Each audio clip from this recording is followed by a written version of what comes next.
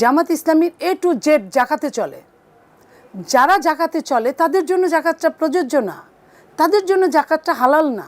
জামাতের আমির থেকে শুরু করে প্রত্যেকেই এই জাকাতের টাকায় চলে। বললাম তো চাঁদাবাজি তো বেটার আপনার জাকাতের চেয়ে, ফেতরার চেয়ে, নীলার চেয়ে বেটার। আমি আবারও বলছি, সম্পূর্ণ অন্যায় দিয়ে আপনি ইসলামী ব্যাংক বানাইছেন।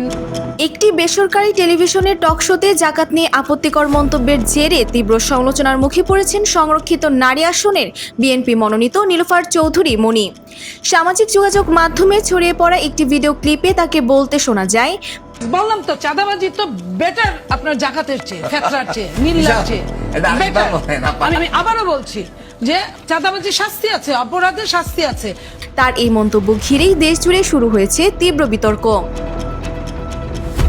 নীলুফার মনির এমন বক্তব্যের তীব্র নিন্দা ও প্রতিবাদ জানিয়েছে হেফাজতে ইসলামের মহাসচিব সাজেদুর রহমান। এক বিবৃতিতে তিনি বলেন, মত প্রকাশের স্বাধীনতা কখনোই ধর্মীয় বিশ্বাস ও ইবাদতকে অবমাননা করার অধিকার দেয় না।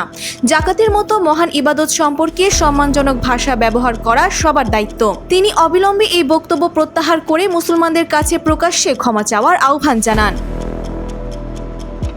বাংলাদেশ জামায়াতে ইসলামী এবং ইসলামী ছাত্র শিবিরও পৃথক বিবৃতিতে এই বক্তব্যকে ইসলামের পঞ্চস্তম্ভের অবমাননা এবং অত্যন্ত দায়িত্বজ্ঞানহীন বলে অভিহিত করেছে। সামাজিক যোগাযোগ মাধ্যমে নেটিজেনরাও ক্ষোভ প্রকাশ করে বলছেন, জাকাত একটি ফরজ ইবাদত এবং এর বিপরীতে চাঁদাবাজিকে তুলনামূলক ভালো হিসেবে উপস্থাপন করা ইসলামের মৌলিক বিধানের চরম অবমাননা। রাকসুর সাধারণ সম্পাদক সালাউদ্দিন আম্মার বলেন, এরপর বলা হবে বিয়ের চেয়ে পতিতাবৃত্তি অনেক ভালো।